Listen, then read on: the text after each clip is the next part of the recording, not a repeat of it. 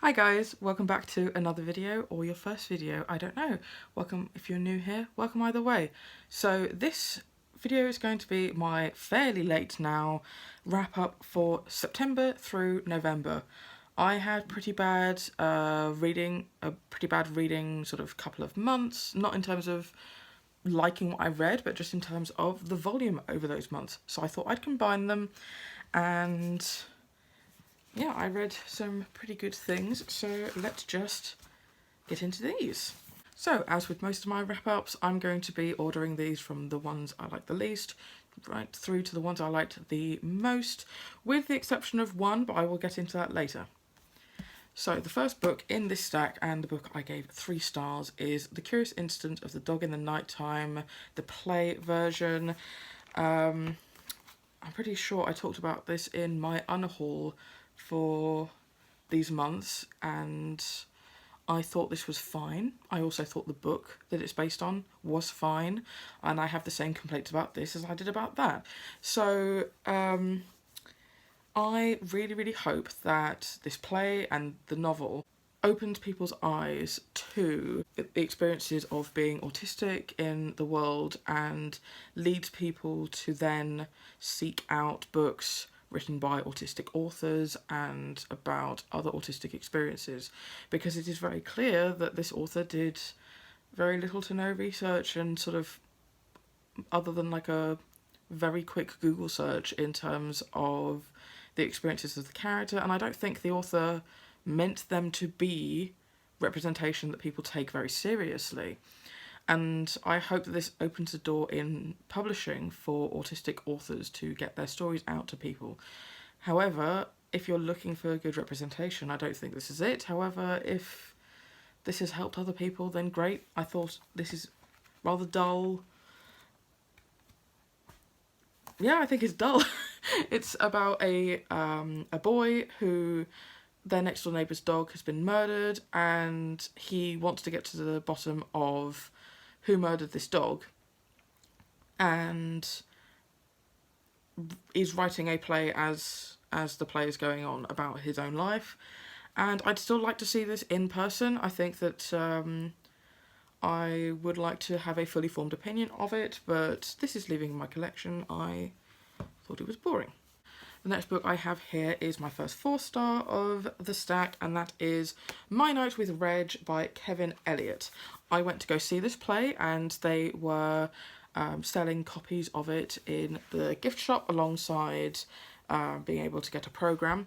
So yeah, I really enjoyed this. It is about a group of men in the 70s/80s with the background of the AIDS epidemic, and it is about their friendship over time. There's a couple of time jumps in here, and it is mostly centering around this guy called Guy, and sort of the role that he plays in this friendship group and how the other characters sort of change around him.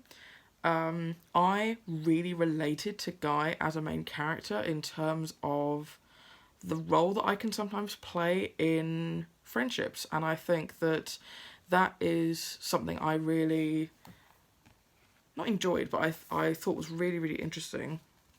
I also think that this was such a good representation of the sort of relationships and dramas that can happen when you get a group of gay people together. I am sure that I have had conversations in my own life with my gay friends that I could have taken right out of this. So I would highly recommend it. It's the sort of play that only has one set with very little changes to it over time, and so it could be very easily put on by a drama group on a low budget or who have a very small stage, as it all takes place in Guy's living room / conservatory. But I really love this, and I would jump at the chance to see it again if it ever gets performed again. That was a bit more ominous than I meant. I meant that as opposed to long-running musicals, plays often cycle very quickly. So if it gets performed again, I'd love to see it. Another play that I'd love to see if it ever gets performed again is Constellations by Nick Payne. So this book is very, very difficult. Well, this play is very difficult to describe. I also went to see it. This was being sold at the merchandise stall, and I bought it and read it quite soon afterwards. This is a play about two characters who sometimes enter into a relationship and different things happen to them. And the reason why I'm explaining it like that is because it's essentially a multiverse story, and it goes through several timelines of how these characters would behave had they made different choices. And this, I've seen a lot of reviews of this saying it's very repetitive.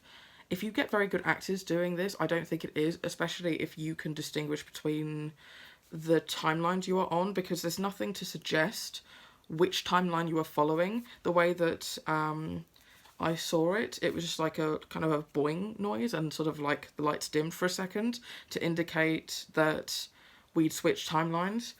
But you have to rely on the actors to create very different characters per timeline. So this is just a masterclass in character building.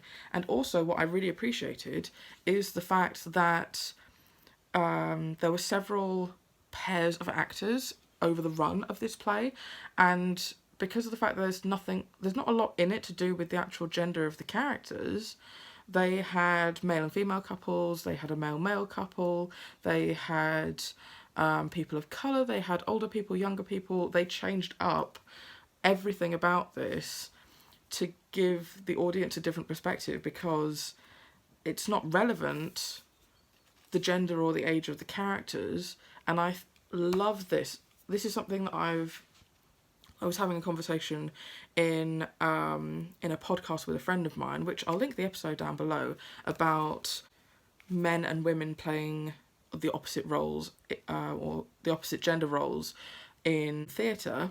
And I made the comment of, if a play or a book doesn't actually have anything to say about the gender of the characters, why is it that only certain genders can play these roles? Why don't we just have a script and just anyone of any gender can play it, and you can shift the tone and the relationships if depending on like who's playing the characters. And I feel like that would be a far more interesting play experience, which this absolutely did.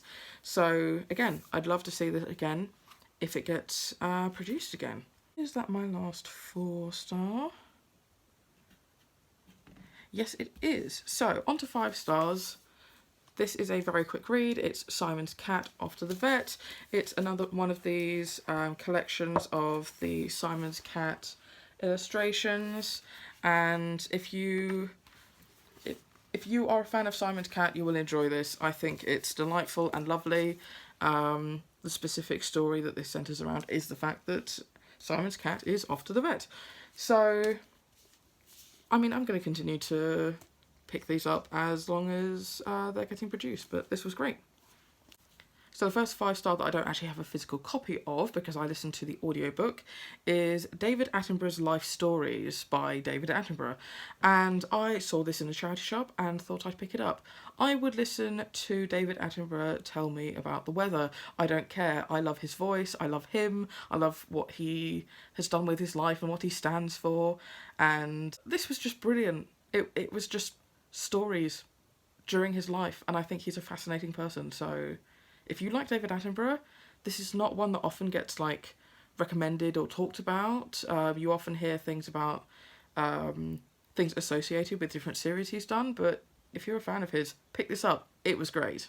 So now to quickly get on to the one exception to in order of how much I like these books, and that is that I have an interconnected 1-star and 5-star book, and I wanted to talk about them in tandem.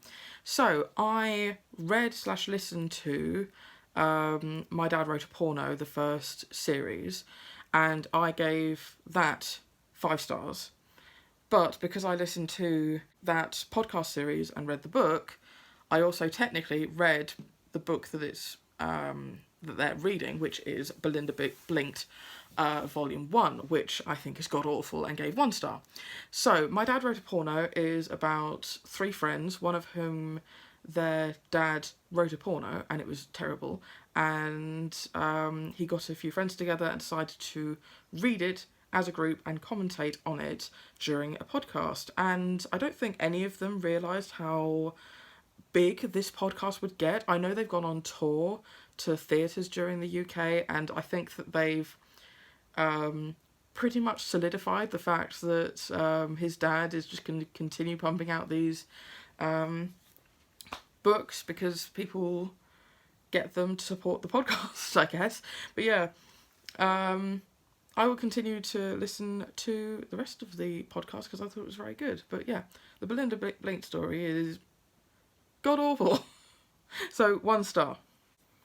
So the last book that I have to talk to you about, and my favourite book of those few months, was Daughter of Smoke and Bone by Laini Taylor.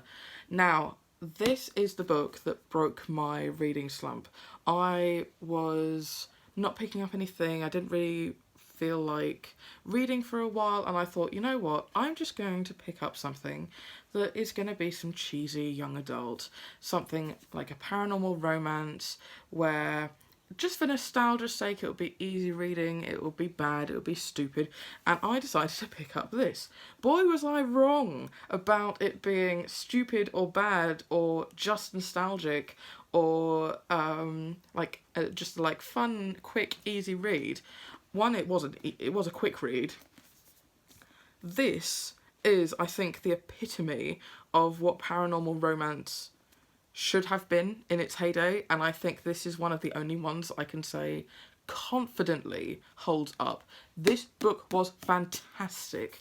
So we are following a main character called Kaoru, and she is a sort of errand girl for a... How much does it tell you, the synopsis?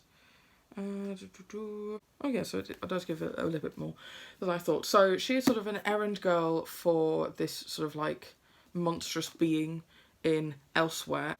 And Elsewhere is the only place that she's ever really been able to call home or have family.